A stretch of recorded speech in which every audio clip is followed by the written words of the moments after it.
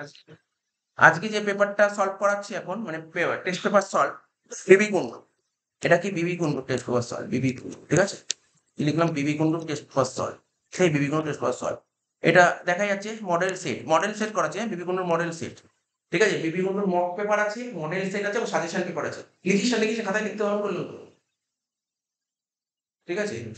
তো বিবি কুন্ডুর model set এখন ১ নম্বর সেটটা পুরো পাঠিয়ে দেবো, পুরো বুঝিয়ে দেবো। তারপর বাড়িতে এই সেটের পিডিএফটা পাঠিয়ে দিয়েছি, যার মধ্যে কোনো অ্যান্সার করা নেই, অ্যান্সার বাড়িতে করবি, করে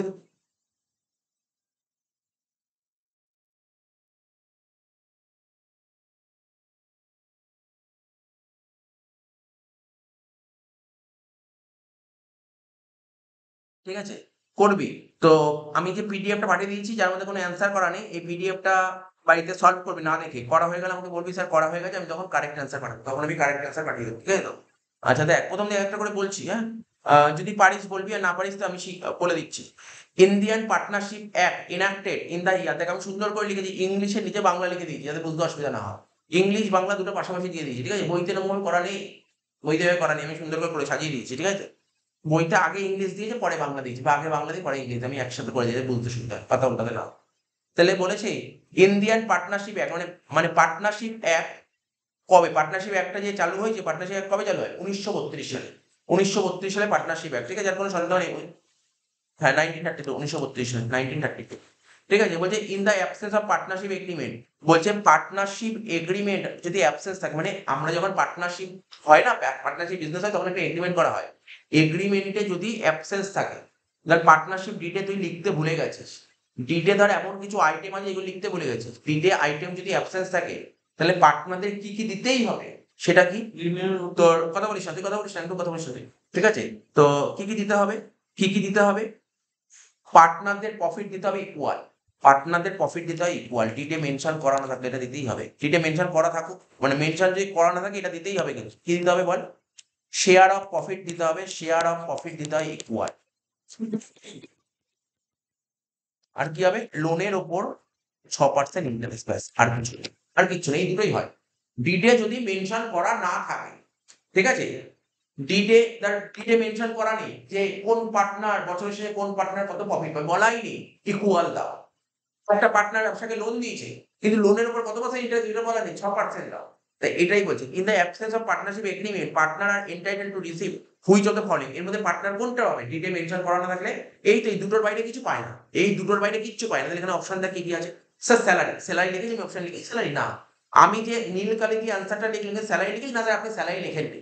আমি কি ইন্টারন্যাশনাল ক্যাপিটাল লিখি না, আপনি ইন্টারন্যাশনাল ক্যাপিটাল লেখেননি। আমি কি ইন্টারন্যাশনাল লোন লিখেছি? হ্যাঁ, লোনের ৬% মানে এটাই হচ্ছে ইন্টারন্যাশনাল লোন, এটাই হবে কারেক্ট অ্যান্সার, ঠিক আছে? এটাই হবে কারেক্ট অ্যান্সার, বুঝবি কিন্তু বুঝে করতে হবে, এগোতে হবে। আরেকটা কথা, যদি ডিটে মেনশন করা না থাকে কোন পার্টনারকে কত টাকা স্যালারি দেবো, দেবো না। ডিটে যদি মেনশন করা না থাকে কোন পার্টনারকে কত পার্সেন্ট ইন্টারেস্ট ক্যাপিটাল দেবো, দেবো না। তাহলে কি দেবো আর কি দেবো না, বুঝতে পারলি? কি দেবো আর কি দেবো না, ডিটে বলা থাকুক, ডিটে যদি বলা না থাকে, অ্যাবসেন্স মানে ডিটে বলা নেই। ডিটে যদি বলা না থাকে তা সত্ত্বেও পার্টনারদের এই দুটো দিতেই হবে, কি কি? প্রফিট ইকুয়াল আর লোনের উপর ৬% ইন্টারেস্ট, এটা মাথায় রাখতে হবে। এই question common question. The maximum number of partner of a normal partnership business, হ্যাঁ, খুব ভালো কোশ্চেন দিয়েছে। যে পার্টনারশিপ বিজনেস অংশীদারি কারবার বলছি না, অংশীদারি কারবারে মানে ম্যাক্সিমাম কতজন পার্টনার হতে পারে, যে নতুন যে আইন বেরিয়েছে, ম্যাক্সিমাম পার্টনার ৫০ জন হতে পারে। কারেক্ট অ্যান্সার ৫০ জন হতে পারে, বইতে ১০০ দিয়েছে, ভুল দিয়েছে, ঠিক আছে? কারেক্ট অ্যান্সার হবে ৫০, ঠিক আছে? ১০০ হবে না, ১০০ হবে না, কিন্তু ৫০ হবে। হ্যাঁ, তোদের অনেক বই আছে, বইতে অনেক অ্যান্সার ভুল দিয়েছে, অনেক বইতে অ্যান্সার ভুল দিয়েছে, ঠিক আছে? ২ থেকে ২০, ২ থেকে ২০, ২ মানে পার্টনারশিপে মিনিমাম ২ জন লাগবে আর ম্যাক্সিমাম কতজন? ২০ জন, ম্যাক্সিমাম ২০ জন। কিন্তু নতুন যে আইন বলবৎ করা হয়েছে এখানে, সেই আইনে বলা হয়েছে যে ম্যাক্সিমাম তুমি ৫০ রাখতে পারো। কোম্পানি আইনের মাথায় রাখি, কোম্পানি আইনে ৫০ জন বলা হয়েছে। কোম্পানি আইনে ৫০ জন বলা হয়েছে, এর মাথায় রাখতে হবে, ঠিক আছে?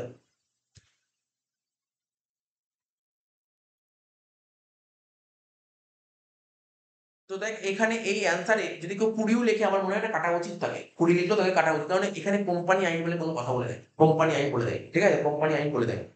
আচ্ছা, which of the following account has no closing balance, বলছে কোন অ্যাকাউন্টের ক্লোজিং ব্যালেন্স থাকে না। এমন কোন অ্যাকাউন্ট, ট্রেডিং অ্যাকাউন্টের ক্লোজিং ব্যালেন্স থাকে, যেটা ট্রেডিং থেকে জিপি বেরোয়?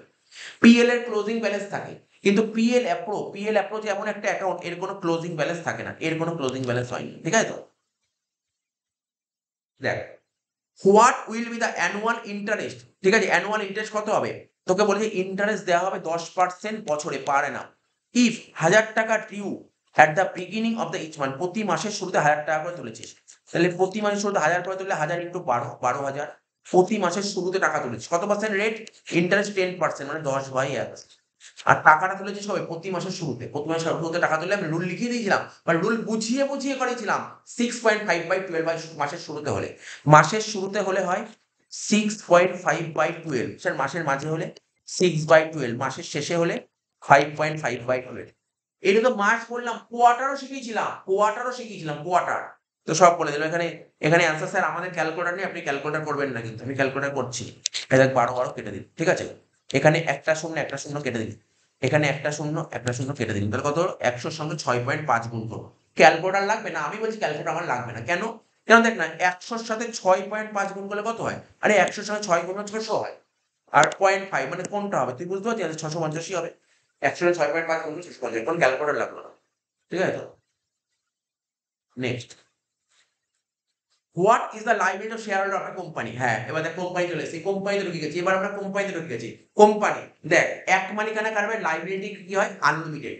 অংশীদার কারবারে লাইবিলিটি কি হয়? আনলিমিটেড। কিন্তু পার্টনারশিপ বিজনেসে সরি, কোম্পানির লাইবিলিটি হয় লিমিটেড, কোম্পানির লাইবিলিটি লিমিটেড হয়। দেখ, দেখি অ্যান্সার লিমিটেড হলো। 6টা লিমিট, সোজা কোশ্চেন, এগুলো সব সোজা question. The sources of capital of a company.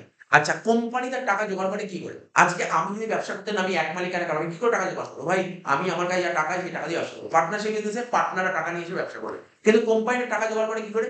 মার্কেটে শেয়ার আর ডিবেঞ্চার বেচে। দেখ কি লেখা আছে, ইকুইটি শেয়ার বেচে, হ্যাঁ স্যার ঠিক। প্রেফারেন্স শেয়ার বেচে, হ্যাঁ স্যার ঠিক। আনডিস্ট্রিবিউটেড প্রফিট, আচ্ছা আনডিস্ট্রিবিউটেড প্রফিট এটা বুঝতে পারলাম না। দুটো বুঝতে পেরেছি, ভালো করে শুনবি। স্যার শেয়ার, এখানে ইকুইটি শেয়ার, প্রেফারেন্স শেয়ার, যদি ডিবেঞ্চার বলতো ওটাও লিখতে পারছি। শেয়ার বেচে, প্রেফারেন্স শেয়ার বেচে, ডিবেঞ্চার বেচে হতে পারে। আর একটা আনডিস্ট্রিবিউটেড প্রফিট মানে, উদাহরণ মনে পড়ে গেল কি বলতো, ওই রিলায়েন্স কোম্পানির তোর আম্বানি যে আমরা যখন জিও ইউজ করি, জিও ও জিওটা কি করে লঞ্চ করেছিল? রিলায়েন্স কোম্পানি প্রচুর প্রফিট হতো, প্রফিট যত টাকা কামাতো না তার মধ্যে বেশ কিছু টাকা প্রফিটের টাকা সরিয়ে রাখতো। সরিয়ে কোথায় রাখতে জানিস? এই আনডিস্ট্রিবিউটেড প্রফিটে রেখে ওই টাকাটা বের করে ওই 2016 বা 17 সালে মনে পড়ে তোদের? অনেকেই যারা জিও নিয়েছিল, জিওর একটা সিম নিয়েছিল, দিয়ে কতদিন ধরে জিও ফ্রিতে ইউজ করতে দিয়েছিল, ফ্রিতে ইউজ করে টাকা তুলেছিল। তার মানে কি, এটা এখানে একটা টাকা ইনভেস্ট করে দিয়েছিল। তার মানে এটাও কিন্তু, এখান থেকেও কিন্তু কোম্পানি টাকা জমা করতে পারে। কোন কোন জায়গা থেকে কোম্পানি টাকা জমা করতে পারে? Equity share, preference share, debenture আর আনডিস্ট্রিবিউটেড প্রফিট, এই 4টে জায়গা থেকে টাকা জমা করতে পারে, ঠিক আছে তো? তাহলে কারেক্ট অ্যান্সার কি? All of this. ভালো করে কিন্তু পড়বি, খুব সুন্দর করে পড়বি, যে সোজা সোজা এমসিকিউ। কি হয় বলতো, তোর কোনো প্রেশার থাকবে না। এই যে আমি প্রতিদিন এমসিকিউ করিয়ে দেবো, সেই দিনই যদি বাড়ি থেকে ওটা সুন্দর করে পড়ে নিস, কোনো বুঝতে অসুবিধা হলে পরের দিন এসে আমাকে জিজ্ঞাসা করবি, তাহলে বুঝিয়ে দেবো। কিন্তু তুই যতক্ষণ না পর্যন্ত হাতে ধরে প্র্যাকটিস করবি, তখন পরীক্ষার তুই পেপার প্যাটার্ন বুঝতে পারবি না, কিরকম কোশ্চেন হয় বুঝতে পারবি না। তুই 40টার মধ্যে এটুকু তোকে আইডিয়া করতে হচ্ছে, 40-এর মধ্যে কত পেতে পারছিস। আমি করে দিলাম, তারপরে তুই কত পেতে পারছিস এটা দেখতে হবে, তোকে দেখতে হবে কিন্তু, তাহলে কিন্তু বুঝবে সব কটা সাবজেক্ট, না শুধু অ্যাকাউন্ট, সব কটা সাবজেক্ট। বলছে now which year company act follow in the India. এই দেখ, আমি আজকে তোদের রেশিও পড়াচ্ছিলাম না, রেশিও পড়াতে কি বললাম? এখন লেটেস্ট কোম্পানি আইন কত চলছে বললাম, কিছু বললাম কিছুক্ষণ আগে বললাম 2013 লেটেস্ট কোম্পানি আইন, আর 2013 সালের আইন এখন আমরা চালিয়ে যাচ্ছি। তো এখানে কি বলছে, now which year company act is follow in India. এখন ভারতবর্ষে কোন আইনটা ফলো করা হয়? 1956, 2000, 2013, 2016। সিম্পল ব্যাপার, তোকে এইবার তো বললাম, এখনো চিল্লিয়ে বললাম কোন আইন ফলো করা এখন আমাদের ভারতবর্ষে? 2013 হবে কারেক্ট অ্যান্সার, 2013। বলছে the nature of interest on loan of a company. হ্যাঁ, এটা কি? আমি বলেছি যদি না পারি ভুল বলবি, তার চেয়ে আমি বলেছি ইন্টারেস্ট অন লোন, জানিস তো ইন্টারেস্ট অন লোন? এলা আমি তোকে সুন্দর করে লিখেছি, পিএল অ্যাকাউন্ট খুলেছিলাম নাকি ছোটবেলায়, 11-এ করতাম, ছোটবেলা মানে 11-এ পিএল অ্যাকাউন্ট করতাম, এখানে পিএল ডেবিট, এখানে পিএল ক্রেডিট। তো ইন্টারেস্ট অন লোন আমি দুটো অপশন বললাম, বলতে পারবি কি? এখানে লিখলাম PL account, debit side, credit side. তো বল দেখি আমাকে বল দেখি, ইন্টারেস্ট অন লোন পড়ে কি মনে হচ্ছে? স্যার লোন নিয়েছি, তার উপর ইন্টারেস্ট দিতে হবে। লোন নিয়েছি, ইন্টারেস্ট দিতে হবে। তো লোন নিলে যদি ইন্টারেস্ট দিতে হয়, তাহলে এটা আমার কাছে কি, ইনকাম না এক্সপেন্স? আমি আর অপশনে গেলাম না, ইনকাম না এক্সপেন্সেস। তুই কারোর থেকে লোন নিয়েছিস, তাকে সুদ দিতে হবে, তাহলে তোর কাছে কি খরচ? তো কোথায় খরচ? তা খরচ হলে কি হয়? ডেবিট দিকে আসে।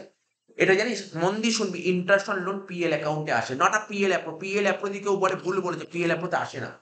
ইন্টারেস্ট অন লোন পিএল অ্যাপ্রোতে আসে। ইন্টারেস্ট অন কোথায় আসে? পিএল অ্যাকাউন্টে ডেবিট দিকে লেখে। আমরা মনে করার চেষ্টা করি, 11 যখন ফাইনাল অ্যাকাউন্ট করেছিলাম, পিএল অ্যাকাউন্ট ডেবিট দিকে লিখতাম interest on loan. Interest on loan PL এর ডেবিট দিকে আসে, অর্থাৎ ইন্টারেস্ট অন এখানে আসে, QION, এখানে আসে ইন্টারেস্ট অন। কোথায় আসে ইন্টারেস্ট অন লোন? কি বললাম? ইন্টারেস্ট অন কোথায় আসে? পিএল অ্যাকাউন্টে ডেবিট দিকে আসে। আরেকটা কথা মাথায় রাখবি, আরেকটা এমসিকিউ বলে দিলাম। পিএল অ্যাকাউন্টে পিএল অ্যাকাউন্টে ডেবিট দিকে যে সমস্ত আইটেম আছে তাকে বলে চার্জ এগেইনস্ট প্রফিট। কি বললাম বল? Charge against profit. আর স্যার পিএল অ্যাপ্রোতে ডেবিটে যেগুলো আছে তাকে বলে অ্যাপ্রোপ্রিয়েশন অফ প্রফিট। তাহলে এখানে অ্যান্সার তুই পেয়ে গেছিস। তুই পেয়ে গেছিস। বল না ইন্টারেস্ট লোন কোথায় আসে, লিখে দিলাম। স্যার আপনি বলেন পিএল এর ডেবিট আসে। ঠিক আছে, আমি কেন, তোরাও জানিস পিএল এর ডেবিট আসে ইন্টারেস্ট লোন। আর পিএল এ যেগুলো আসে তাকে কি বলে? চার্জ এগেইনস্ট প্রফিট বলে না? তাহলে অ্যান্সার কোনটা হবে? 9টা। এগুলো কিন্তু মনে রাখতে হবে, ঠিক আছে? বুঝতে হবে, মনে রাখতে হবে, কিন্তু বারবার বলছি মনে রাখতে হবে তোকে। 10 now the balance sheet of company is prepared in which method. হ্যাঁ, আমি অপশন পড়বো না, দেখ ভালো করে শোন, ভালো করে শোন। এখন বর্তমানে কোন মেথডে, এখন বর্তমানে কোন মেথডে, ভালো করে শুনবি, এখন বর্তমানে কোন মেথডে আমরা ব্যালেন্স শিট করি। দেখ, আগে শুনবি, আগেকার দিনে, আগে মানে কি, ভালো করে শুনছিস তো? আমি এখন তোকে বলছি কোম্পানি ব্যালেন্স শিটের কথা বলছি। কার কথা বলছি? Company balance sheet. বিফোর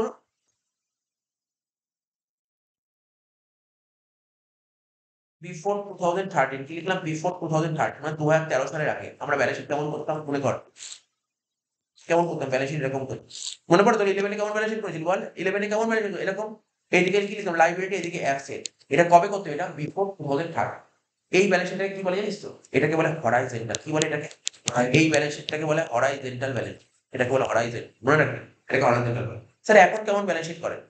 এখন আমরা ব্যালেন্স শিট করি 2013 সালের পর এরকম, এরকম ব্যালেন্স শিট করা, এরকম। মানে কি হবে? এখানে লিখুন পার্টিকুলার। হ্যাঁ বলছি, এটা পার্টিকুলার, এটা রুপিস। এখানে প্রথমে লিখতে হয় কি বলতো? Equity and liability. তারপর শেষ হয়ে যাবে, তার নিচে আবার করবো অ্যাসেট। তাহলে আগে ব্যালেন্স শিট কেমন ছিল দেখিস তো? আগে এরকম ছিল, আর এখন কেমন হয়েছে? এরকম। তো সেই এই ব্যালেন্স শিটটা কি বলে? এটাকে বলে ভার্টিকাল। তাহলে তুই আনসার পেয়ে গেছিস। তাহলে এখনকার দিনে ব্যালেন্স শিট কি করা হয়? কোম্পানি ব্যালেন্স এখন কি করা হয়? ভার্টিকাল নাকি হরাইজন্টাল? এটাই তো মনে রাখতে হবে, ভার্টিকাল। তাহলে তুই যখন ভুলে যাস, ভুলে গেছিস, তুই ভুলে গেছিস, জানি না স্যার হরাইজন্টাল হয় ভার্টিকাল হয়, জানিস না। তাহলে তুই ভাববি এখন ব্যালেন্স শিট কেমন হয়, ভার্টিকাল বুঝছিস কাকে বলে? আরে এই দেখ, এইটাকে বলে, আমরা ছোটবেলায় জ্যামিতি করেছিস তো, জ্যামিতি দেখ, জ্যামিতি করেছিস তো? এই দেখ, এই দেখ, জ্যামিতি করেছিস, ইকোনমিক্স এর ভাষা, আমরা ইকোনমিক্স এটা শেখাই। এই যে এটাকে গেলে, এটা জ্যামিতি গেলে এটাকে এক্স ও ওয়াই বলতে না, জ্যামিতি এক্স ও ওয়াই দেখতে পাচ্ছিস, এক্স ও ওয়াই। এই যে এই অ্যাক্সিসটা, এটাকে কি বলে? এক্স অ্যাক্সিস বলে না? এটাকে বাংলায় কি বলে? এক্স অ্যাক্সিস থেকে অনুভূমিক অক্ষ বাংলায় বলতে জ্যামিতি। এটাকে বলতে অনুভূমিক, আর এটাকে বলতে উলম্ব। এই যে অনুভূমিক অক্ষটাকেই বলা হয়, অনুভূমিককে ইংরেজিতে বলা হয় হরাইজন্টাল। আর উলম্বকে ইংরেজিতে বলা হয় কি বলতো? ভার্টিকাল। বুঝতে পারলি? তাহলে এখন ব্যালেন্স শিট কেমন হচ্ছে? এখন ব্যালেন্স শিট এরকম ভাবে হয় নাকি এরকম হয়? কোনটা হয়? ওয়াই এর মতন হয়। তাহলে উলম্ব, উলম্ব মানে বাংলায়, ইংলিশে কি বলে? ভার্টিকাল। ভার্টিকাল। তাহলে অ্যান্সার বলতে পারি, অ্যান্সার পেয়ে গেছি। এখনকার দিনে তোকে যদি কখনো কোশ্চেন করে, কিছু করতে হবে না। এখনকার দিনে কোম্পানি ব্যালেন্স শিট কোন মেথড ফলো করা হয়? হরাইজন্টাল নাকি ভার্টিকাল? ভার্টিকাল। আর যদি স্যার ভার্টিকাল, আমি ভুলেই গেছি কোনটা ভার্টিকাল। Vertical, horizontal. তুই মনে আছে? ভার্টিকাল মানে লম্ব, লম্ব তো লম্ব, জ্যামিতি করতে লম্ব, লম্ব স্ট্রেট। এখন ব্যালেন্স শিট করা স্ট্রেট। বুঝতে পারলি তো? মনে রাখবি, কিন্তু আমি অনেক রকম ভাবে তোকে বলে দিতে পারবো, কিন্তু তোকে কিন্তু মনে রাখতে হবে, তোকে কিন্তু মনে রাখতে হবে। 11 দেখ, দেখ এখন এই যে কোশ্চেন গুলো, একটাও কি টাফ লাগলো? কোশ্চেন গুলো সব করে জানাবো, সব ইজি ইজি কোশ্চেন, খুব ইজি। এই ইজি ইজি কোশ্চেন পরীক্ষায় দেবে, কোন চিন্তা, কিন্তু তোকে কি, তোর নলেজ রাখতে হবে, বারবার নলেজ রাখাটা খুব জরুরি, নলেজ রাখতে হবে। 11 what is the objective of analysis of financial statement of business. হ্যাঁ, কি বলেছি জানিস তো? আমরা করলাম না financial statement analysis, Bangla sir বলুন আর্থিক বিবরণী বিশ্লেষণ। আর্থিক বিবরণী বিশ্লেষণের উদ্দেশ্যটা কি? আর্থিক বিবরণী বিশ্লেষণের উদ্দেশ্য কি? তো যদি ইংলিশ পড়তে অসুবিধা হয়, বাংলা পড়ি। আজকে তোকে রেশিও করালাম ফিনান্সিয়াল স্টেটমেন্ট অ্যানালাইসিস। এই যে ফিনান্সিয়াল স্টেটমেন্ট অ্যানালাইসিস করি কেন, এর উদ্দেশ্যটা কি? কি উদ্দেশ্যে এটা করা হয়? কি উদ্দেশ্যে, এর পেছনে উদ্দেশ্যটা কি? এটা করার পেছনে উদ্দেশ্যটা কি? আমি জানতে চাই, আমি যে ব্যবসা করা হচ্ছে, যে কোম্পানি যে বিজনেস করছে, তার মুনাফা অর্জন করার ক্ষমতা, প্রফিট আর্নিং ক্যাপাসিটি। আজকে তোর ফিনান্সিয়াল স্টেটমেন্ট অ্যানালিসিস থেকে আমরা কি জানতে পারি? আমার এটা করার উদ্দেশ্য কি? মুনাফা অর্জনের ক্ষমতা জানা যায়। এই কোম্পানি কতটা মুনাফা অর্জন করার ক্যাপাসিটি কি আছে জানতে পারো, ক্যাপাসিটি, আর্নিং ক্যাপাসিটি জানতে পারো, ঠিক আছে তো? তারপর কাজের দক্ষতা নির্ণয়, কি কাজ করতে পারছে দক্ষতা জানতে পারবো, ঠিক আছে? আর আর্থিক সচ্ছলতা জানতে পারবো। তার মানে কি? তাহলে তোকে যদি বলে আর্থিক বিশ্লেষণের উদ্দেশ্য কি, তুই বলবি স্যার মুনাফা অর্জনের ক্ষমতা নির্ণয় করা যায়, তারপর কাজের দক্ষতা নির্ণয় করা যায়, আর আর্থিক সচ্ছলতা নির্ণয় করা যায়। কারেক্ট অ্যান্সার হবে উপরে সবগুলো। ইংলিশ লেখা আছে, what is the objective of analysis of financial statement of business to ascertain the strength of profit earning, efficiency of operation আর solvency of financial operation. Correct answer হবে তোর অল অফ দিস। ভালো question, এটা পড়ে নিবি। তাহলে কি বুঝতে পারলি? এখান থেকে ফিজিক্যাল কোশ্চেন। তোকে যদি বলে আর্থিক বিশ্লেষণের উদ্দেশ্য, তুই কি বল? আমার সঙ্গে সঙ্গে পড়তে পড়তে তোকে শিখতে হবে আর্থিক বিশ্লেষণের উদ্দেশ্যটা কি। স্যার আর্থিক বিশ্লেষণের উদ্দেশ্য হচ্ছে আমি মুনাফা অর্জনের ক্ষমতা আনতে। যেই কোম্পানির আর্থিক বিবরণী বিশ্লেষণ করলে কি হয়, যে না কোম্পানির মুনাফা অর্জনের ক্ষমতা জানা যায়, ঠিক আছে? আর কি জানা যায়? ওর কাজ করার দক্ষতা জানা যায়, কাজের দক্ষতা জানা যায়। আর কি জানা যায়? ওর আর্থিক সচ্ছলতা জানা যায়। পয়েন্ট গুলো মাথার মধ্যে ফোকাস করতে হবে, ঠিক আছে?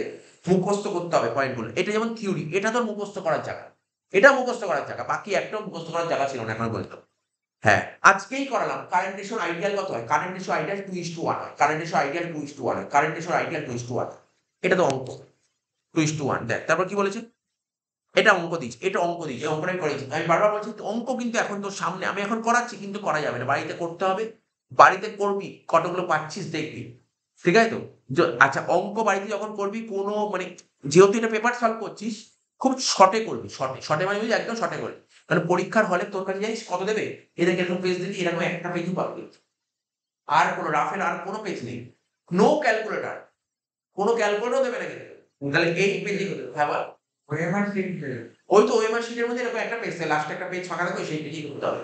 তো সুতরাং তোকে পেন্সিল দিয়ে করতে হবে, পেন দিয়ে না, পেন্সিল দিয়ে করবি আর বুঝবি, ঠিক আছে তো? তো সুতরাং তুইও বাড়িতে এখন তুই এইভাবে প্র্যাকটিস করা আরম্ভ কর, তাহলে কিন্তু পরীক্ষা দিতে পারবি, নাহলে কিন্তু পারবি না। এখন থেকেই প্র্যাকটিস করা আরম্ভ করতে হবে, এখন থেকেই ওই প্র্যাকটিস করা আরম্ভ করতে হবে। আর পারলে এই অ্যান্সার গুলো ওই তোর কি জন্য বলে একটা ওয়েমার শিট তৈরি করে দিয়ে তোদের দিয়ে দেবো, ওর মধ্যে আসবো মানে তো টাইম ম্যানেজমেন্টও খুব জরুরি। তোকে দেখতে হবে 40টা কোশ্চেন, তুই 1 ঘন্টা 15 মিনিট তো টাইম, তুই বাড়িতে 1 ঘন্টাতেই করবি, 15 মিনিট দিবি না, 1 ঘন্টায় তুই দেখি কটা করতে পারছিস। মানে তুই জান নিজে নিজে 40-এ কত পাচ্ছিস, 1 ঘন্টায় পরীক্ষা দিয়ে কত পাচ্ছিস। ঠিক আছে স্যার, আমি যখন পরীক্ষা দেবো বাড়িতে আমি কি বই খুলে দেখবো? না, বই খুলে কেন দেখবি? বই খুলে কেন দেখবি? অসুবিধা হলে পারলি না আমি বলে দেবো, কিন্তু বই খুলে কেন দেখবি? তুই দেখবি 40-এ তুই কত পেতে পারিস, 40-এ কত পেতে, এটা তো জানা জরুরি। 20 পাচ্ছিস, 25 পাচ্ছিস, 26 পাচ্ছিস, কত পাচ্ছিস দেখতে হবে এটা। তাহলে কিন্তু তুই পরীক্ষার হলে একটা আইডিয়া মানে কনফিডেন্স সবাই পরীক্ষা হলে ঢুকতে পারবি, কনফিডেন্স থাকবে। এবং এমন না যে শুধুমাত্র অ্যাকাউন্টেন্সি, সব every subject, Bengali, English, computer, যার যা সাবজেক্ট আছে সব সাবজেক্টের জন্য এটা অ্যাপ্লিকেবল। সে তোদের কোচিং এ পরীক্ষা নিক বা না নিক, এইটা করলেই হবে, প্র্যাকটিস করতে হবে। দেখ কি বলছি, cash sale 40% of credit sale, কি বলেছে দেখ কিভাবে করবো, ছোট করে, কারণ আমার কাছে বেশি সময় নেই, জায়গা নেই।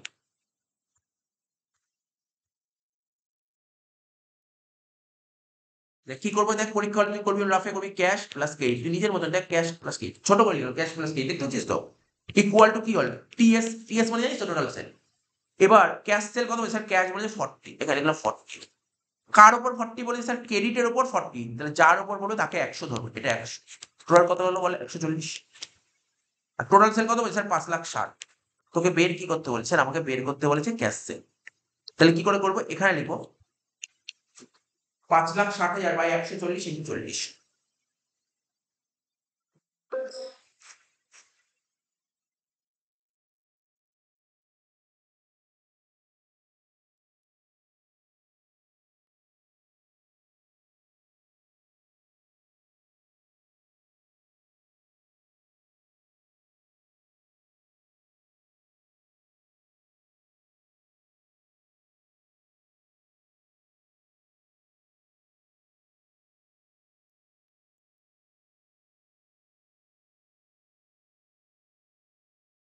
তাহলে কত হচ্ছে, 5,60,000 বাই 140 ইন্টু 40, একটা শূন্য কেটে গেল, ঠিক আছে?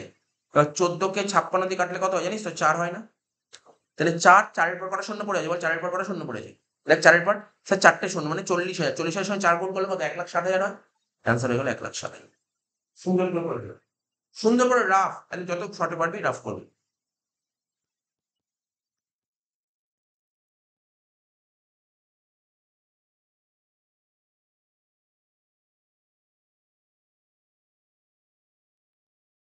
14 নম্বর অঙ্ক কি বলছে, টোটাল সেল বলে 10 লাখ টাকা, ক্যাশ সেল বলেছে 2 লাখ টাকা, ঠিক আছে তো?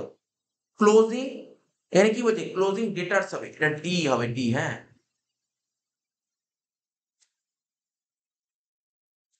Closing ডেটার্স D. ক্লোজিং ডেটার্স 80,000 টাকা, অ্যাসার্টেন ডেটার্স টার্নওভার রেশিও। আমি শিখেছিলাম ডিটিআর বের করার ফর্মুলাটা কি, দেখ ডিটিআর আমি মুখে মুখে বলে দিতে পারি, বাট ডিটিআর বের করার ফর্মুলা কি, উপরে হবে সেল, মাথায় রাখবে উপরে সবসময় সেল হয়। যে কোনো টার্নওভার রেশিও বের করতে বললে টার্নওভার বলা মানেই উপরে সেল, এইগুলো তোকে মনে রাখতে হবে, টার্নওভার বললেই উপরে সেল। কার টার্নওভার, স্যার ডেটার সেল, তাহলে যার টার্নওভার সে নিচে, ডেটার্স নিচে, ডেটার্স বসবে নিচে, ডেটার্স বসে গেল নিচে, উপরে কে বসবে, টার্নওভার মানে সেল। সেল কত, স্যার সেল 10 লাখ টাকা ছিল।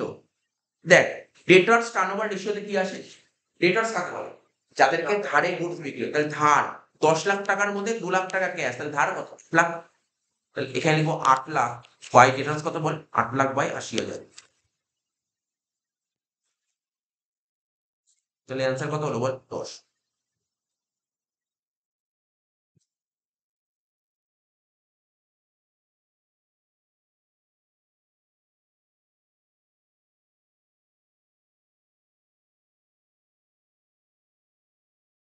তাহলে 8 লাখ বাই 80,000 অ্যান্সার কত, 10।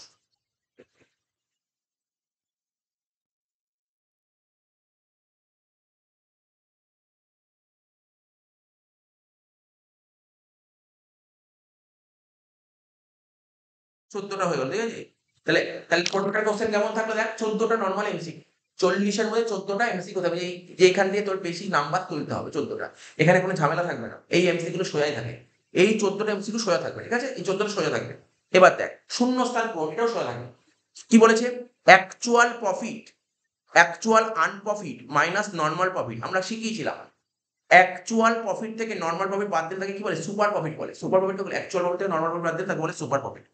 তাহলে এখানে লিখলাম সুপার প্রফিট, দাগ দিয়ে দিলাম। নেক্সট কি বলেছে, ভারতীয় অংশীদারি আইনের কত নম্বর ধারায়, ভারতীয় অংশীদারি আইনের কত নম্বর ধারায় অংশীদারের সংজ্ঞা দেওয়া হয়েছে, মানে অংশীদারি কারবারের তো সংজ্ঞা আছে। ঠিক আছে।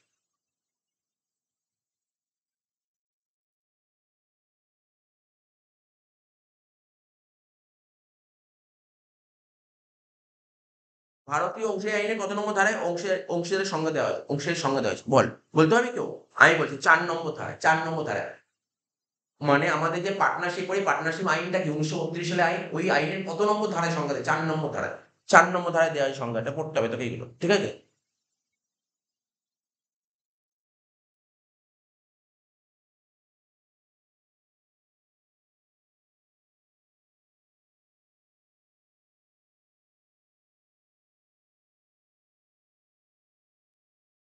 নেক্সট পার্টনারশিপ, ওটা বললাম 16 নম্বর, partnership is defined under section, ও ও আচ্ছা, এটাই এটাই বললাম, একই কোশ্চেন, এটা হচ্ছে ইংলিশে লেখা ছিল, বাংলা ইংলিশ। বলছে 17টা কি বলছে, interest on drawings is shown in dash side of PL approve. তো বলতে পারবি তোরা, এই দেখ আমি দেখিয়ে দিচ্ছি, মনে আছে নিশ্চয়ই, মনে রাখা তো উচিত, মনে রাখা উচিত। আমি পিএল অ্যাপ্রুভ অঙ্ক করেছিলাম, এটা পিএল অ্যাপ্রুভ দাগ কাটলাম, এটা কি করলাম, পিএল অ্যাপ্রুভ দাগ কাটলাম, কি দাগ কাটলাম, পিএল অ্যাপ্রুভ। বলছে বলো, ভালো করে শুনবি, বলছে পিএল অ্যাপ্রুভ, এটা তো ডেবিট দিক, এটা ক্রেডিট দিক। বলছে বলো কোন দিকে পিএল অ্যাপ্রুভ, কোন দিকে ইন্টারেস্ট অন ড্রয়িংস দেখায়, কোন দিকে পিএল অ্যাপ্রুভ, কোন দিকে পিএল অ্যাপ্রুভ, ক্রেডিট দিকে আমরা দেখাই ইন্টারেস্ট অন ড্রয়িংস, ক্রেডিট দিকে আমরা দেখাই ইন্টারেস্ট অন, এই দিকে লিখতাম interest on, PL approve credit, PL approve credit দিকে লিখি interest on drawings, interest on drawings is shown in the dash side of PL approve, credit side হবে answer. ঋণপত্র হলো কোম্পানির কি মূলধন, ঋণপত্র মানে ডিবেঞ্চার কোম্পানির কি ধরনের মূলধন, ডিবেঞ্চার, এখানে কি বলছে ডিবেঞ্চার, এখানে বলছে ডিবেঞ্চার কোম্পানির কি মূলধন। আমি বলছি কোম্পানিতে টাকা দুজন দেয়, একটা ঘরের লোক দেয় আর একটা বাইরের লোক দেয়, ঘরের লোক দিলে তাকে বলে মালিক, ঠিক আছে, বাইরের লোক দিলে, বাইরের লোক, বাইরের লোক মানে লোন, লোন কার থেকে নি, বাইরের লোকের থেকে নি, তা বাইরের লোক কে হবে এখানে থেকে, কি বলছে ওন, ওন মানে কি বাইরের লোক, ওন মানে কি লোক, ঘরের লোক না বাইরের লোক, ওন মানে কি, ওন মানে জানি, ওন মানে কি নিজের, অসুবিধা হলে মানে দেখ বাংলা লেখাও আছে, ওন মানে নিজের, ওন মানে নিজের, তা নিজের লোক, তাহলে লোন কি নিজের লোক দেয়, বাইরের লোক দেয়, তাহলে এখানে বাইরের লোক তাহলে কি হবে, লোন, দেখিয়ে দিন অ্যান্সার লোন, দেখ অ্যান্সার লোন। তাহলে তোকে যদি বলে ডিবেঞ্চার কোম্পানি কি ধরনের মূলধন, ডিবেঞ্চার হচ্ছে কোম্পানির লোন ক্যাপিটাল, লোন ক্যাপিটাল, তাই অ্যান্সার হলো লোন ক্যাপিটাল। নেক্সট অনুপাত বিষয় দুটি সংখ্যার মধ্যে, আচ্ছা এই যে ইংলিশটা দেখ, in ratio analysis, ratio analysis যখন আমরা করি, ড্যাশ রিলেশন শোন বিটুইন টু নাম্বার, দুটো নাম্বার মানে আজকেই পড়ালাম রেশিও অ্যানালাইসিসে। রেশিও অ্যানালাইসিস যখন করি তখন আমরা কি করেছিলাম, রেশিও অ্যানালাইসিস করতে গেলে ওপরটাকে বলে নিউমারেটর, নিচেটাকে বলে ডেনোমিনেটর। তো ওপরে কিছু একটা হবে, নিচে কিছু একটা হবে, এই দুটোর মধ্যে একটা সম্পর্ক প্রকাশ পায়। কি সম্পর্ক বললাম না আজকে? কোয়ালিটেটিভ আর একটা কোয়ান্টিটেটিভ বলেছিলাম না? কোয়ালিটেটিভ হবে না কোয়ান্টিটেটিভ হবে বলেছিলাম? কোয়ালিটির মধ্যে কোনো সংখ্যা থাকে না, আর কোয়ান্টিটির মধ্যে সংখ্যা থাকে। কোয়ান্টিটি ভাব, কোয়ালিটি তোর গুণটা কি আছে, বললাম না এই ছেলেটা খুব ভালো আঁকতে পারে, এটা তোর কোয়ালিটি। এই ছেলেটা ভালো গান করতে পারে, এর খুব কোয়ালিটি, এটাকে বলে কোয়ালিটি। আর কোয়ান্টিটি আলাদা। কোয়ান্টিটি মানে কি, 5 কেজি 10 কেজি, মানে যখন সংখ্যার মাধ্যমে প্রকাশ করা হয় তখন কোয়ান্টিটি, আর যখন গুণের মাধ্যমে প্রকাশ করা হয় তখন হয় কোয়ালিটি। ঠিক আছে? তাহলে বল না এখানে যে রেশিও অ্যানালাইসিসে আমরা কি প্রকাশ করি, কোয়ালিটি নাকি কোয়ান্টিটি? কোয়ান্টিটি। তাহলে অ্যান্সার বুঝেছি। আজকে করেছিলাম তো এমসিকিউ রেশিও করালাম, দেখ সেই এমসিকিউটা দিয়ে দিয়েছে। এবার বলছে কি, বলছে ইংলিশটা পড়বে, ratio which indicates short term solvency of a firm is called. আজকে করানো শর্ট টার্ম সলভেন্সি মানে ওটাকে লিকুইডিটি রেশিও বলে। শর্ট টার্ম সলভেন্সি কে বলতে কি বোঝায়? শর্ট টার্ম সলভেন্সি মানে লিকুইডিটি, লিকুইড। তাহলে আমি তোকে কি বলেছি, 40-এর মধ্যে কটা এমসিকিউ হলো? 20টা এমসিকিউ হলো। এই 20টা মোটামুটি সোজা, 20টার মধ্যে কোনো টাফ ছিল না, 20টা সোজা এমসিকিউ। মানে এখান থেকে তোকে নাম্বার তুলতে হবে তোকে। যেখানে তোদের বারবার বলতো যে কঠিন হয়, কি বলতো অনেক জায়গায় কঠিন হয়, অ্যাসারশন রিজনিং এ টাফ হয়, তোদেরও 4 নাম্বার থাকবে, বাকি 36 নম্বর সোজা থাকে। আচ্ছা দেখ, আর তো এমনও ব্যাপার না যে তোদের নেগেটিভ মার্কিং আছে, ঠিক আছে? তো আমি ওটা বলে দেবো যে অ্যাসারশন রিজনিং প্রথমে ট্রাই করবি, যদি পারিস কারেক্ট অ্যান্সার তো ঠিক আছে, যদি না পারিস সেক্ষেত্রে কি অপশন আছে সেটা বলে দেওয়া যায়। ঠিক আছে? সেক্ষেত্রে বলে দেওয়া যায়, যদি না পারিস সেক্ষেত্রে কি হয় বলে দেওয়া যায়। ঠিক আছে? আচ্ছা দেখ, এবার ঠিক কলম মেলানো, কলম ম্যাচ করা, কলম ম্যাচ করা। ঠিক আছে? দেখ আইডিয়া করতে হবে, লাভ ক্ষতি হিসাব। আচ্ছা ইংলিশ পড়বো, ইংলিশ নট বাংলা, ইংলিশ পড়বো। পিএল অ্যাকাউন্ট, যাদের ইংলিশ বুঝতে অসুবিধা সে তার বাংলাটা দেখে নিতে পারবে, ইংলিশটা বুঝিয়ে দিচ্ছি। পিএল অ্যাকাউন্ট, পিএল অ্যাকাউন্টে কি আসে? PL account partnership firm company, fix capital account method, any profit seeking farm. হ্যাঁ, এই দেখ প্রফিট অ্যান্ড লস অ্যাকাউন্টের মধ্যে কি আসবে? Any profit seeking firm. তাহলে একেরটা হবে C. Profit and loss appropriation account, profit and loss appropriation account কোনটা? পার্টনারশিপ ফার্ম বা কোম্পানি। তাহলে দুয়েরটা হবে A. Current account, current account কোথায় খুলতে হয়? ফিক্স ক্যাপিটালে কারেন্ট অ্যাকাউন্ট খুলতে হয়, তিনেরটা হবে বি। আর ক্যাপিটাল অ্যাকাউন্ট ফ্লাকচুয়েটে খুলতে হয়, চারেরটা হবে ডি। তাহলে সিএবিডি, সিএবিডি। তাহলে অ্যান্সার কি হবে? একেরটা। এই কোশ্চেনটা কোনো টাফ ছিল না, টাফ ছিল না। দেখ আমি কি পারবো, নলেজ থাকলে কি করতে পারি। 22-এরটা ডিবেঞ্চার। আমি আবার বলছি এই কোশ্চেনই তোর পরীক্ষার ব্যাপারে আসবে, কোনো গ্যারান্টি না, প্র্যাকটিস করা হচ্ছে। ঠিক আছে? এটা প্র্যাকটিস, এগুলো প্র্যাকটিস। ভাব ডিবেঞ্চার, ডিবেঞ্চার কোনটার মধ্যে পড়বে? ডিবেঞ্চার হোল্ডারে আসে, ডিবেঞ্চার হোল্ডারে আসে। তার মানে একেরটা কি হবে? সি। ব্যাংক ওভারড্রাফট কি? ব্যাংক ওভারড্রাফট, ব্যাংক ওভারড্রাফট মানে ব্যাংক ওভারড্রাফট কোথা থেকে হয়? ব্যাংকে যে টাকা জমা হয় তার চেয়ে অতিরিক্ত টাকা তুললে, এটা কোশ্চেন সম্পর্ক। ঠিক আছে? কে দেবে ব্যাংক ওভারড্রাফট? কে দেয়?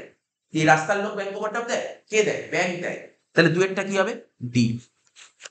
কেইট পারচেস অফ গুডস, যাদের থেকে ধারে গুডস কি তাদেরকে কি বলে? স্যার কেইটার্স বলে। কেইটার্স স্যার, এখানে কেইটার্স লেখা নেই। আরে ভাই সাপ্লায়ার অফ গুডসটাই তো কেইটার্স, সাপ্লায়ার অফ গুডস এর আরেকটা নামই হচ্ছে কেইটার্স। তাহলে তিনেরটা হবে বি। আর অ্যাকসেপ্টেন্স অফ ডিপোজিট এটা হচ্ছে ইনভেস্টর, চারেরটা হবে এ। তাহলে সিডিবিএ হবে आंसर, সিডিবিএ।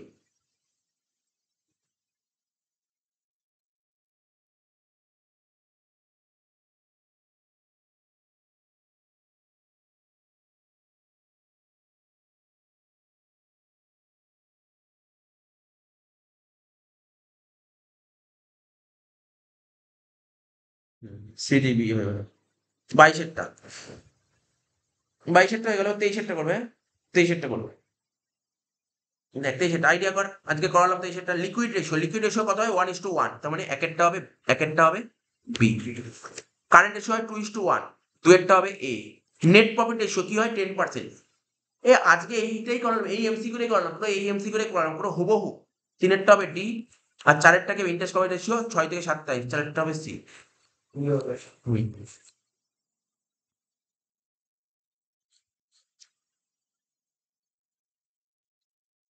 নেক্সট 24-এরটা বলছে ট্যানজিবল অ্যাসেটস। এই তো এই এমসিকিউ তো এসে করালাম। দেখ ট্যানজিবল, সেম এমসিকিউ। দেখ ট্যানজিবল অ্যাসেটটা কি হবে? বোঝালাম না, বুঝিয়ে করলাম। ট্যানজিবল অ্যাসেট বলতে কোনটা হবে?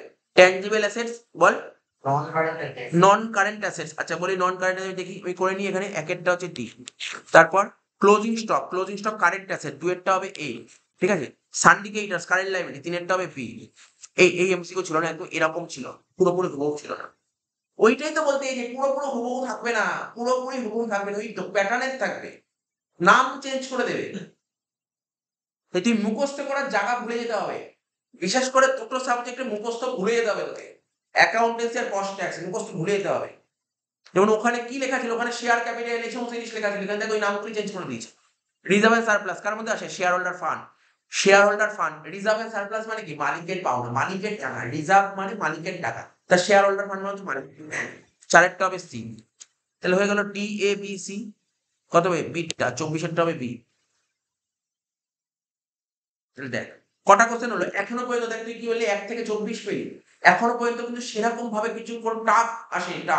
টাফ বলতে আমি তোকে কি বলছি, কোন কোশ্চেন টাফ হবে, অ্যাসারশন রিজনিংটাই টাফ হয়, আর বাকি কোশ্চেন টাফ হয় না। তার মানে প্রথম কি থাকলো, তুই দেখ না প্যাটার্নটা দেখে, তোর প্রথম 16টা কোশ্চেন, তাই তো 16টা কোশ্চেন কি হলো, নরমাল এমসিকিউ, তাই তো 16টাই তো ছিল, প্রথম 16টা ছিল তো। হ্যাঁ, প্রথম 14টা ছিল। ওইটা দেখ মিট, তোর পরীক্ষায় নরমাল এমসিকিউ দেবে, তোর নরমাল এমসিকিউ 14টা, তাই তো। তারপর 6টা দেবে শূন্যস্থান পূরণ, 14টা এমসিকিউ 6টা শূন্যস্থান পূরণ, ঠিক আছে। তো ধরো ম্যাচিং দেবে কটা,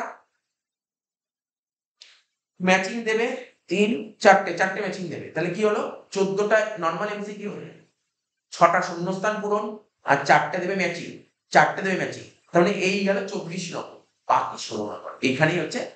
24টা নাম্বার মোটামুটি ইজি, 40-এ 24 মানে কত 60%, 40-60%। এবার দেখ, এবার বিবৃতির কারণ, মানে বিবৃতি সঠিক ব্যাখ্যা বা কারণ চিহ্নিত করো, ঠিক আছে। মানে কোশ্চেনটা তুলে দিয়েছে, বলছে সঠিক কারণটা বলতে হবে, কারণটা। এটাও তুই যদি একটু আইডিয়া করতে পারিস তাহলে মনে হয় পারবি, এটা খুব একটা টাফ হয় না। বলছে এক্সপ্লেনেশন কি বলে, বিবৃতি কি বলেছে, agreement is the base of partnership business. তোর যদি এই ইংলিশ পড়ে বুঝতে অসুবিধা হয়, তুই অবশ্যই বাংলা পড়তে পারিস। এগ্রিমেন্টকে বাংলায় কি বলে স্যার, এগ্রিমেন্টকে বাংলায় বলা হয় চুক্তি। চুক্তি হলো অংশীকারের মূল ভিত্তি, একদম ঠিক অ্যান্সার। চুক্তির ওপর দাঁড়িয়ে অংশী কারবার, অংশী কারবার কি অংশী, ধর 3 বন্ধু মিলে পার্টনারশিপ বিজনেস করতে গেলে খবর কি করতে হবে, চুক্তি করতে হবে। তা চুক্তি তো মেইন জিনিস, পার্টনারশিপ বিজনেসের মেইন জিনিস হচ্ছে চুক্তি। মেইন আমাকে বল পার্টনারশিপ বিজনেসের এমন একটা জিনিস বল, পার্টনারশিপ বিজনেস যেটা ছাড়া হবেই না, সেটা হচ্ছে চুক্তি হচ্ছে মেইন। তাই বলেছে কি এখানে, agreement is the base of partnership business. কারণটা কি, কারণটা কি, কারণটা দেখ পর, বলছে preparation of partnership did is not compulsory, বলছে অংশী চুক্তি তৈরি করা বাধ্যতামূলক নয়, ঠিক আছে তো। তারপর বলছে কি, বলছে written and registered agreement is necessary, বলছে অংশীয় চুক্তিপত্র রিটেন হয়, দেখ অংশীয় চুক্তিপত্র রিটেন হওয়া বাধ্যতামূলক কোথাও লেখা নেই, তুমি রিটেনও করতে পারো, ওরালও করতে পারো, ওরও। তার মানে এই অ্যান্সারটা হলো না, চুক্তির উপর ভিত্তি করে অংশীকার গড়ে ওঠে। পার্টনারশিপ ফার্ম, মানে এখানে তো অনেকগুলো কোশ্চেন আছে, অপশন আছে, তোর কাছে কোনটা মনে হচ্ছে, আমি কি বললাম পার্টনারশিপ বিজনেসের মেন জিনিস চুক্তি, তো চুক্তির উপর বেস করে তো পার্টনারশিপ বিজনেস তৈরি হবে। তাহলে এখানে সিতে এটাই লিখেছে, সিতে এটাই লিখেছে, ওই চুক্তির উপর ভিত্তি করে পার্টনারশিপ বিজনেস গড়ে। তাহলে কারেক্ট অ্যান্সার কি হবে স্যার, যেটা সি হবে, partnership firm is form on the base of agreement. 26-এরটা বলছে গুডউইল ইজ ইনট্যাঞ্জিবল অ্যাসেটস, সত্যি তো গুডউইল তো ইনট্যাঞ্জিবল অ্যাসেটস, এবং ইনভিজিবল। ইনভিজিবল কেন, গুডউইল কে তুই দেখা যায়, গুডউইল দেখা যায় না, দেখা যায় না, দেখা যায় না। অপশন কি বলছে, goodwill is not visible in pair of eyes, খালি চোখে গুডউইলকে দেখা যায় না, বলছে গুডউইলকে খালি চোখে দেখা যায় না। হ্যাঁ বল, সত্যি গুডউইলকে খালি চোখে, গুডউইলকে কি করে দেখবো, গুডউইলকে তুই সত্যি দেখতে পারবো, দেখা যায় না গুডউইলকে, আমি নিজে জীবনে কোনোদিন দেখিনি। না ওটাই তো বলছি, খালি চোখই তো, ওটা খালি চোখ, গুডউইলকে কখনো দেখা যায় না, কেননা গুডউইলকে কি হয়, গুডউইলটা অনুভব করা যায়, রিয়ালাইজ করা যায়, ঠিক আছে, রিয়ালাইজ করা যায়। আচ্ছা তারপর কি বলে, goodwill is not touchable of the hands, আরে বলে গুডউইলকে টাচ করা যায়, সত্যি গুডউইলকে টাচ করা যায় না, গুডউইলকে টাচ করা যায়, গুডউইল তার মানে এটা আমি বারবার শিখে নিলাম what is intangible asset. Intangible asset কাকে বলে, তাকে ইনট্যাঞ্জিবল অ্যাসেট বলে যাকে চোখ দিয়ে দেখা যায় না, আবার টাচও করা যায়। তাহলে দুটোর একটা অ্যান্সার হলো C. Goodwill is visible but not tangible, যে গুডউইল ভিজিবল, গুডউইলকে বলে দেখা যায় কিন্তু টাচ করা যায়, ঠিক বলেছে এটা, বলে গুডউইল দেখা যায়, গুডউইল কি দেখা যায়, তাহলে 1 2 3 অ্যান্সার হলো না, চারটা দেখ, তা চারটাই হবে অ্যান্সার। তো বলছে গুডউইল কে নট ভিজিবল এন্ড নট, বলছে goodwill not visible and tangible by hands, ঠিক আছে তো। তার মানে গুডউইল কে দেখাও যায় না বা টাচও করা যায়, কারেক্ট অ্যান্সার হবে ডি। 27টা কি বলেছে? বলছে explanation supplier of loan capital is called creditor of business. ঠিক আছে? তাহলে আমাদের আজকে যে আমি যে ব্যবসা করছি, আজকে আমি ব্যবসা করি, আমার ব্যবসায় লোন কে সাপ্লাই করে বলতে পারবি? আজকে তুই যদি ব্যবসা করিস, শোন এদিক শোন, শুনছিস তো? আজকে তুই ধর কোনো ব্যবসা করছিস, তোর ব্যবসায় যে লোন সাপ্লাই করে তাকে কে বলে?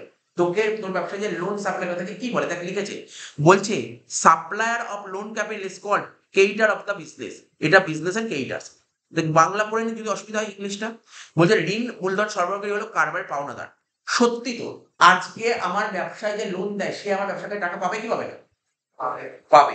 তাহলে এটা বলছে স্টেটমেন্ট। কোনটা হতে পারে অ্যান্সারটা? এখানে বলছে lender are supplier loan capital. বলছে লেন্ডার মানে কি? ঋণদাতা, যারা লোন দেয়, ওরাই ঋণ মূলধন যোগান দেয়। তার মানে ঠিক লাগছে, এরটা ঠিক লাগছে। Lender are supplier of loan capital, আমাদের ব্যবসায় লোন ক্যাপিটাল কে সাপ্লাই করে? আজকে এই ব্যবসাটা আমাকে লোন কে সাপ্লাই করবে?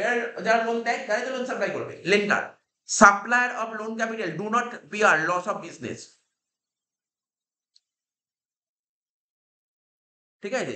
বলছে সাপ্লাই লোন ক্যাপিটাল যারা supply do not bear loss of business, তারা বলছে ঋণ মূলক যোগানদাররা কারবারের ক্ষতি বহন করে না। ঠিকই তো, ওরা কেন ক্ষতি বহন করবে? কেন ক্ষতি বহন করবে? আচ্ছা, তার মধ্যে own capital can not be converted loan, own capital লোনে কনভার্ট করা যায় না। To obtain loan capital is not compulsory. ঠিক আছে? ঋণ মূল থাকা বাধ্যতামূলক নয়। দেখ ওরা তো বলেনি কোনটা ঠিক, ওরা বলছে বলো এর মধ্যে কোন রিজনটা তোমার কাছে বেস্ট লাগছে, বেস্ট রিজন কোনটা? চারটে অপশনের মধ্যে কোন রিজনটা তোমাকে বেস্ট লাগছে? বেস্ট এরটা, এরটাই বেস্ট লাগছে, এরটাই বেস্ট লাগছে, এখানে আর কোনো সন্দেহ নেই। 28টা now balance sheet of all firm are prepare under vertical.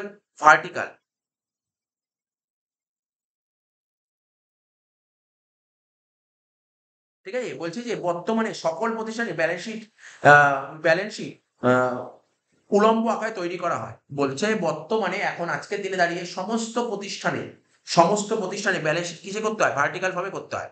প্রথম point vertical form easy to prepare, বলছে প্রিপেয়ার করা খুব easy. No method is mention, বলছে কোম্পানি আইনে কোনো এরকম কোনো মেথডের উল্লেখ নেই।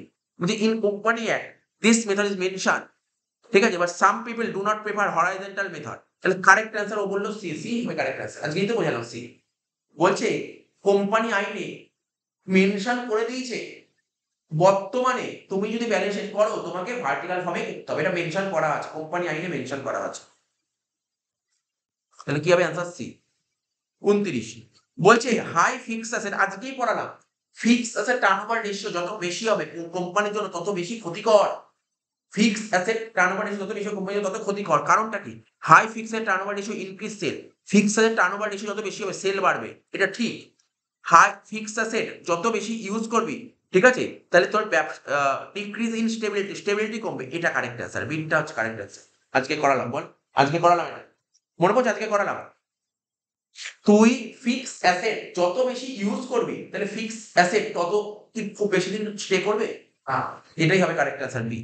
আজকে করার দিক মানে আজকে যে কটা রেশিও করালাম এমসিকিউ এর মধ্যে অনেক কিছু এমসিকিউ কমন আছে এখানে। তাহলে কত হলো? 29 অব্দি হয়ে গেল, তাই তো? এবার 30 থেকে করবো। 30 থেকে কি হচ্ছে? ওই তোর ওই স্টেটমেন্ট আর রিজন। হ্যাঁ, দেখ কি বলেছে 30 কি বলেছে পড়বি। বলছে প্রফিট অ্যান্ড লস মানে অ্যাসার্শন কি বলেছে, মানে বিবৃতি কি বলেছে? Profit and loss is prepared after PL approve. ভালো করে শোন, খুব মন দিয়ে শুনবি। বলছে পিএল অ্যাকাউন্ট তৈরি করা হয় পিএল অ্যাপ্রুভ করার পর। এটা তো মারাত্মক, এটা যে কোনো দেখে বুঝে বুঝে ভুল দিয়েছে লেখাটা।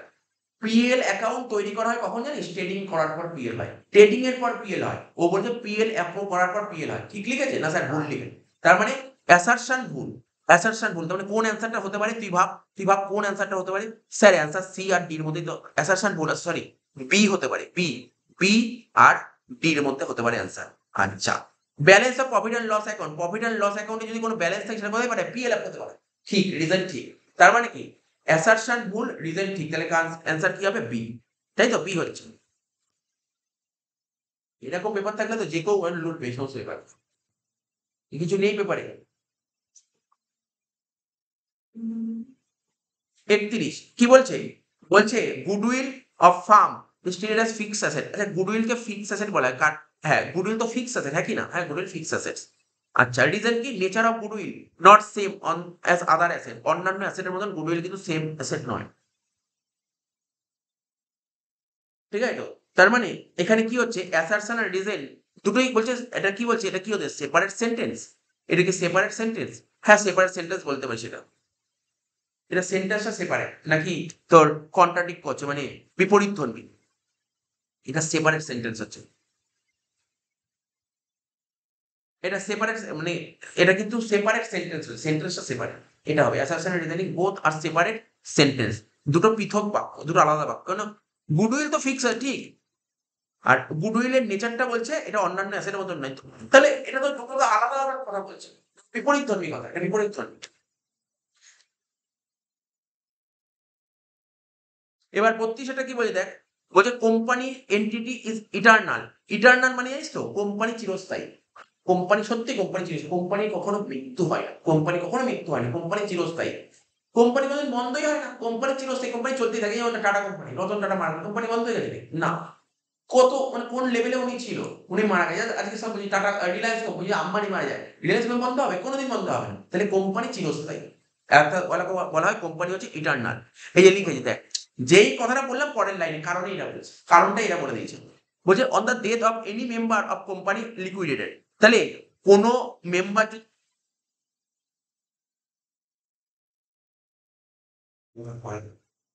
আটটা বাকি আছে। কোনো মেম্বার যদি মারা যায়, কোম্পানি যদি কোনো মেম্বার মারা যায়, তাহলে কোম্পানি লিকুইডেট হয়ে যায়। লিকুইডেট মানে বিলোপ সাধন। কোনো একটা, ওই যে এটাও বলছি শোন, টাটা কোম্পানির রতন টাটা একটা মেম্বার ছিল, মালিক ছিল। রতন টাটা মারা যাওয়াতে টাটা কোম্পানি কি মানে বন্ধ হয়ে গেছে? মানে বিলোপ সাধন, বিলোপ সাধন মানে লিকুইডেট হয়ে গেছে? না স্যার, হয়নি। তার মানে তুই কি দেখতে পারি? স্যার বিবৃতি তো সত্য লাগে। তুই কি বলিস? স্যার বিবৃতি সত্য লাগে, কিন্তু কারণ, কারণ তো মিথ্যা। তাহলে ৩২ কোশ্চেনের অ্যান্সারটা কি হবে? তাহলে বুঝে গেছিস অ্যান্সারটা? ৩২ সি হবে, ৩৩। বলছে কি, less stock turnover indicate less wastage of material. বলছে স্টক টার্নওভার রেশিও যত কম হবে, স্টক টার্নওভার রেশিও যত কম হবে, ম্যাটেরিয়াল ওয়েস্ট হয়েছে, সেই ম্যাটেরিয়াল ওয়েস্ট হয়েছে। আর less stock maintain if stock turnover ratio is less. আচ্ছা, স্টক টার্নওভার রেশিও যদি কম হয়, তাহলে বলতে হবে যে স্টকটা কম মেনটেন করা হয়েছে।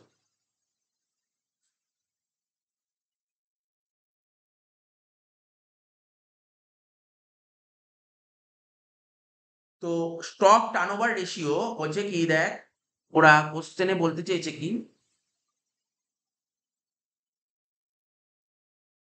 বলছে যে স্টক টার্নওভার রেশিও যদি কম হয়, স্টক টার্নওভার রেশিও যত বেশি হবে তত ভালো, যত বেশি হয় তত ভালো।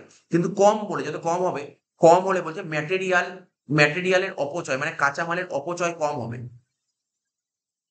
মানে ওরা বলতে চেয়েছে যে তুই দেখ একটু ব্যাপারটা বোঝার চেষ্টা কর। ৩৩-এরটা তো, হ্যাঁ।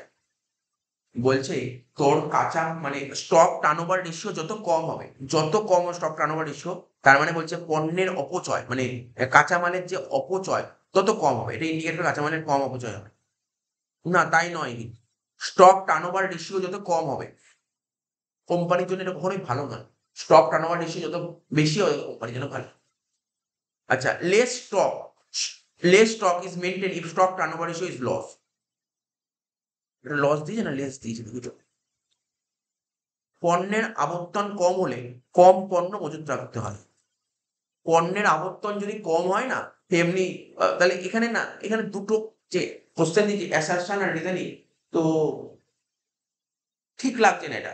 এটা আমার কাছে অ্যাসারশন আর রিজনিং দুটোই ফলস লাগে, দুটোই ফলস এখানে, দুটোই ফলস লাগে। ৩৪ বলছে numbers in financial statement are not মিয়ার ডিজিটস। বলছে ফিনান্সিয়াল স্টেটমেন্টে যে সমস্ত নাম্বারগুলো থাকে, তো আর নট মিয়ার ডিজিট, বলছে আত্মীয় যে সমস্ত সংখ্যা দেখানো হয়, সেগুলি নিছক সংখ্যা নয়, সেগুলি নিছক সংখ্যা নয়। প্রতিটা সংখ্যারই কিছু না কিছু বার্তা বহন করে বলেছে, ঠিক আছে তো? এটা ঠিক, এভরি ডি বিয়ার স্পেশাল ইনফরমেশন। মানে ফিনান্সিয়াল স্টেটমেন্টে যত নাম্বার থাকে, এটা কিন্তু শুধু সংখ্যা নয়, এই সংখ্যাটা কিছু না কিছু তোকে বোঝায়। তাহলে এটা কারেক্ট অ্যান্সার এ হবে, বোথ। সত্য মিথ্যা, সত্য মিথ্যা দেখ কি বলেছে। 35 current account is open under fixed capital method, current account fixed ক্যাপিটালে খোলা হয়, একদম ঠিক, এটা সত্য। 35-এরটা এক একটা সত্য হবে। Balance of drawings account is always debit, drawings এর ব্যালেন্স অলওয়েজ ডেবিট হয়, ঠিক, এটাও সত্য। Under fluctuating capital capital employed is always change, একদম ঠিক। It is compulsory to maintain fluctuating capital method, fluctuating capital method maintain করা কি compulsory?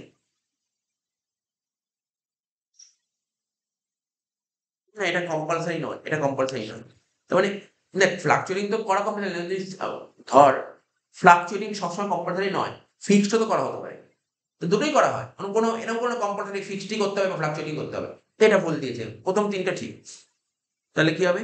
সিটটা হয় 35, অ্যান্সার সি হবে। 36, 4-5টা বাকি আছে। অংশীক কারবার নিবন্ধন বাধ্যতামূলক, সত্যি কি অংশীক কারবার নিবন্ধন বাধ্যতামূলক? বল, অংশীক কারবার নিবন্ধন কি বাধ্যতামূলক?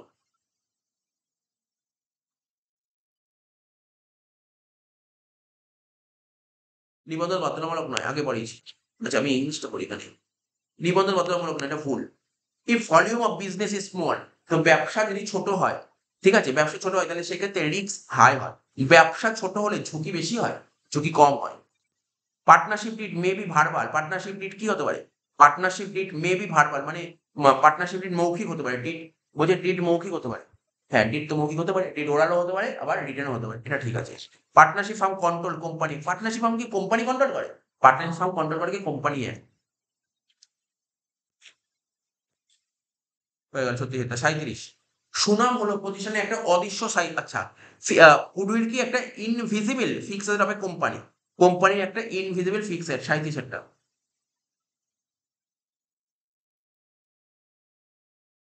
ঠিক আছে, এটা ঠিক।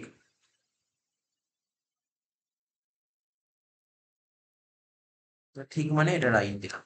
দেয়ার is only one method of valuation of goodwill, goodwill value করার একটা মেথড, আরে কতগুলো মেথড ছিল, অনেকগুলো মেথড ছিল, ভুল দিয়েছে, ভুল।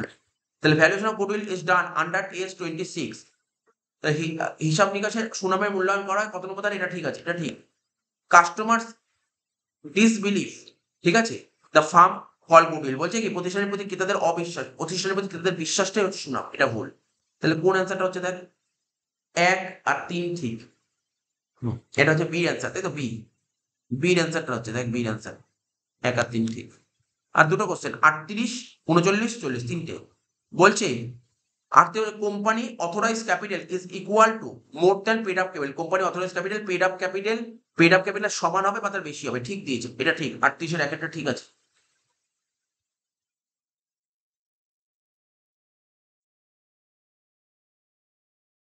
2 paid up capital is company's actual capital, paid up capital company capital, এটাও ঠিক, paid up capital company capital. Called up capital may be larger issued capital, called up capital বলছে কল্ড আপ ক্যাপিটাল ইস্যুড ক্যাপিটালের বেশি হয়, না এটা ভুল দিয়েছে। কল্ড আপ ক্যাপিটাল বলছে মে বি লার্জার, বলছে ইস্যুড ক্যাপিটাল বেশি হতে পারে না, কল্ড আপ ক্যাপিটাল বেশি হতে পারে, ইস্যুড ক্যাপিটাল বেশি হতে পারে না called up. Last, issued capital authorise capital become always equal, বলছে দুটো issued capital authorise capital equal, always বলেছে দেখ, এই ইস্যুড ক্যাপিটাল আর অথরাইজ ক্যাপিটাল ইকুয়াল, হ্যাঁ আমাকে যদি কেউ বলে এটাকে ইকুয়াল হয়, হ্যাঁ হতে পারে, কিন্তু সব সময় সমান হবে না। এখানে কি একটা কথা বলছে, অলওয়েজ বলেছে। যদি বলতো issued capital and authorise capital may be equal, হ্যাঁ মে বি ইকুয়াল হতে পারে, কিন্তু সব সময় না, সব সময় না। ঠিক আছে, তাহলে এটা তাহলে করে দিলাম অ্যান্সার গুলো 38-এরটা। দুটো কোশ্চেন 39 আর 40 বলছে কি in case of no profit equity shareholder do not get dividend, যদি কোম্পানিতে প্রফিট না হয় ইকুইটি হোল্ডার ডিভিডেন্ড পাবে না, ঠিক আছে, একদম ঠিক দিয়েছে। Dividend is charge against profit, এটা চার্জ এগেন্স্ট প্রফিট, এটা ভুল দিয়ে, ডিভিডেন্ড চার্জ এগেন্স্ট প্রফিট, এটা appropriation of profit. Equity share holder can deliver there vote company meeting, তো ইকুইটি শেয়ার হোল্ডাররা ভোট দেওয়ার অধিকার রাখে, হ্যাঁ ইকুইটি শেয়ার হোল্ডাররা ভোট দেওয়ার অধিকার রাখে। একেরটা তিনেরটা ঠিক লাগে। If there is no profit debenture do not get interest, আচ্ছা যদি কোম্পানি লাভ না হয় তাহলে কি তাদের থেকে লোন নিয়ে সুদ দেবো না? বলে দিতেই হবে, দিতেই হবে, তাহলে এটাও ভুল দিয়েছি। লাস্ট কোশ্চেন শেষ করবো, লাস্ট কোশ্চেনে কি শেষ করছি, হ্যাঁ 40 আজকে শেষ করবো, এটা করে প্রথম মক পেপার শেষ হয়ে গেল, মানে প্রথম মডেল পেপার শেষ হয়ে গেল। Current ratio equal to current asset minus current liability, এটা ভুল দিয়েছে তো, কারেন্ট রেশিও ফর্মুলা কি? Current asset by current liability, এটা ভুল বলছে।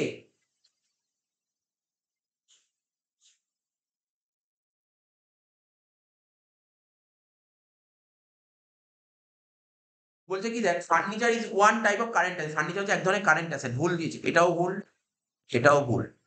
The ideal value of current ratio 2:1, ঠিক আছে। Current ratio should long term solvency, এটা ভুল দিয়েছি। তাহলে কি হলো, শুধু একটাই ঠিক, তিনেরটা ঠিক। দেখ কোনটা হচ্ছে আনসার।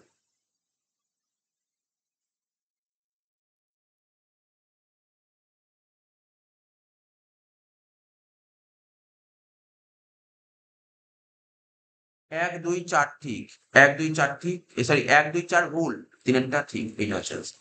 তাহলে আজকের ক্লাসে আমি কি করলাম, mock paper number model paper 1 baby control 1টা করালাম। এই পেপারটা বাড়িতে ভালো করে সলভ করবি। আমরা পরের দিন মানে শুক্রবার অন্য যে চ্যাপ্টার হবে চলবে, তার সঙ্গে সঙ্গে একদম শেষে গিয়ে করবো মডেল পেপার 2 করবো। মডেল পেপার 2 করবো, প্রতিদিন একটা পেপার সলভ না করলে তুই শিখতে পারবি না।